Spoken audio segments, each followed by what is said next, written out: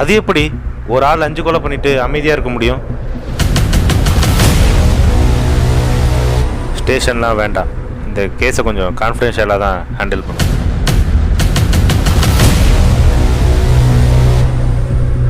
இவனை மாதிரி ஒரு ஆளை உள்ள தூக்கி போட்டாதான் இவனை பார்த்து நாளை பின்ன ஒருத்தன் வரமாட்டான்.